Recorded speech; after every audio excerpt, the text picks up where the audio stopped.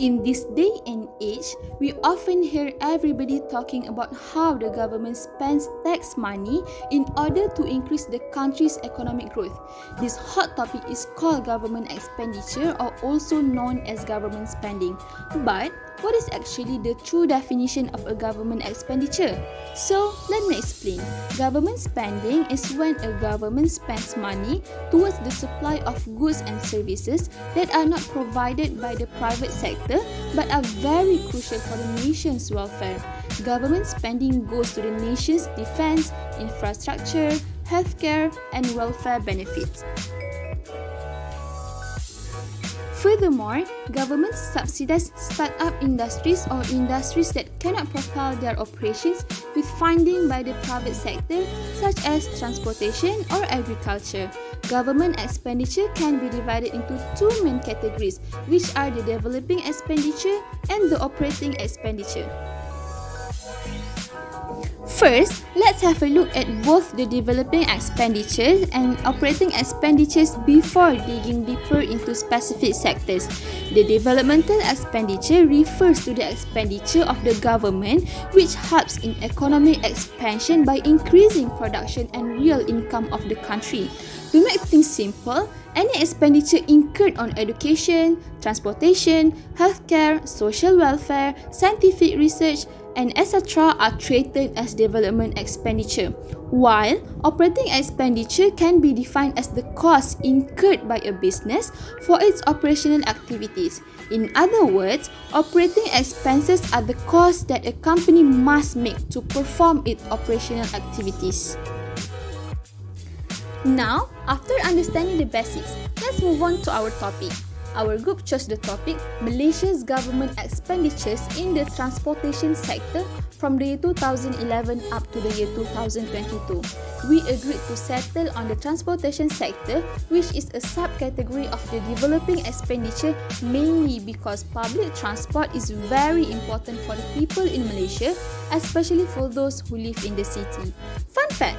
Did you know that the average passengers of a train in 2021 is around 39,966,611 people, including ERL, LRT, KL Monorail, MRT, and commuter?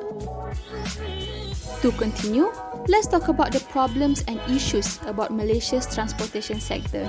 According to the data of the federal government's development expenditure, the transportation sector experienced a downward trend from the year 2011 all the way to the year 2015, falling from 10.14 billion ringgit Malaysia in 2011 to only 6.69 billion ringgit Malaysia in the year 2015. This significant decrease in the Malaysian government expenditure was because of the 10th Malaysia Plan 2011-2015.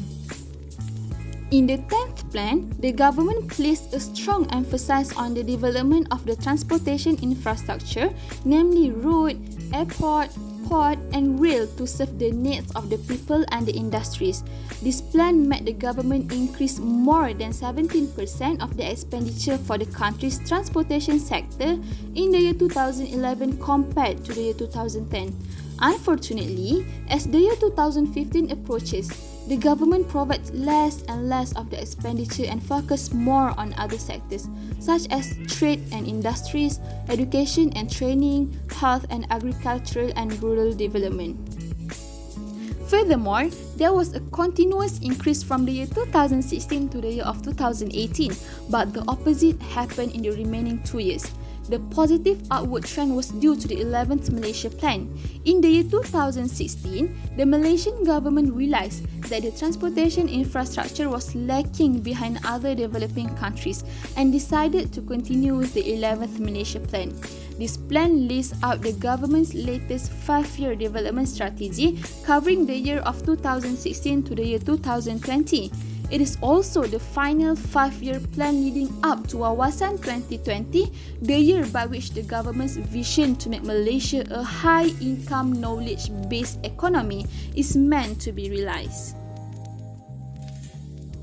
For this pivotal period, The plan lists out initiatives for the transport sector, including construction of a seamless transport system and facilitating enhanced mobility of people. The latter involves ensuring that 40% of transport in the Greater Kuala Lumpur Klang Valley region is composed of public options. This plan once again made the government to increase the expenditure for the nation's transportation industries. Unfortunately, the world was hit by a massive pandemic called COVID-19, which impacted our country's budget allocation due to the government allocating more and more funds to the health sector in order to fight against this deadly virus. This is the reason on why there was a sudden decrease in the year 2019 and the year 2020.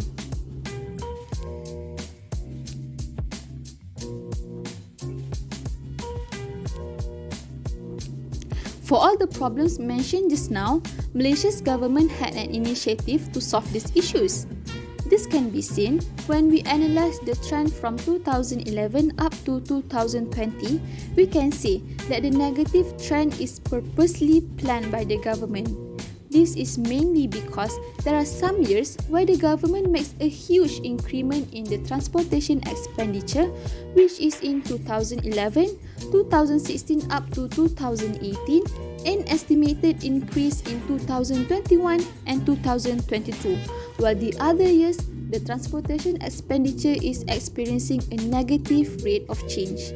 Hence, we can simplify this strategy as the high increment in expenditure now will make a decrease in expenditure for the following years. This strategy has been quite commonly used by our government since the early 90s.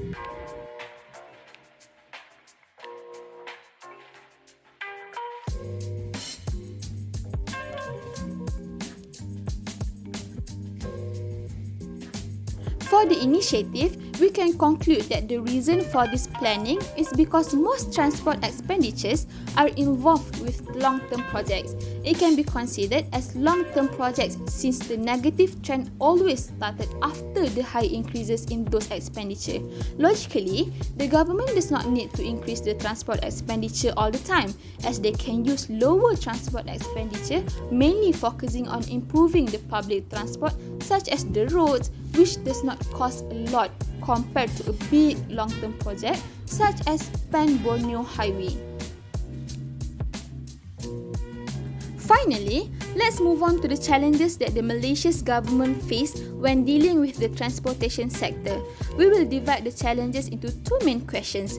The first question is, how will Malaysia's government increase the allocation of the transportation expenditure?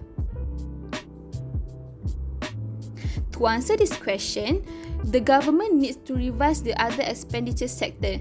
This will certainly interrupt the expenditure of the different sectors, as some of them may remain constant, but there will be some of the expenditure that will decrease. For instance, in 2013, the allocation of expenditure for the economic sector is decreasing compared to 2012, which is from 30.36 billion ringgit Malaysia to 30.04 billion ringgit Malaysia, but there are up and down trends for each of the three sectors.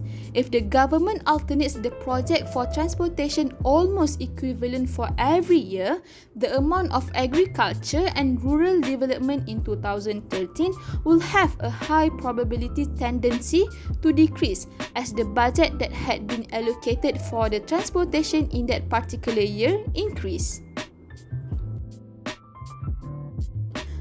Last but definitely not least, the second question is, how will the government address all the limitations in accomplishing these initiatives? In order to accomplish these initiatives, they need to make environmental issues matter. Most of the projects that are related with transportation will contribute to a handful of types of pollution. For instance, noise pollution, air pollution, and odor pollution. All of these kinds of pollution will disturb the ecosystem.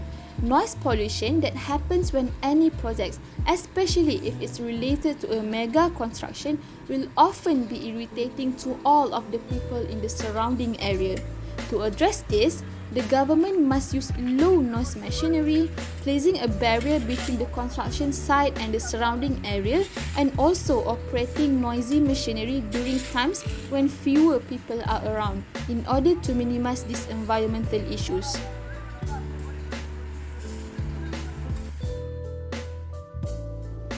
To conclude, it is pretty evident that the current Malaysia's transportation system has a lot of room for improvement. When it comes to government expenditure, it is certain that it has flexibility for the government to adjust because transportation is a public product. The improvement could happen because the people voice out their concern, and perhaps it helps the government to execute the planned policy to perfection. With evenly developed transportation across the country, it could contribute to a good image for our country in terms of the people's convenience.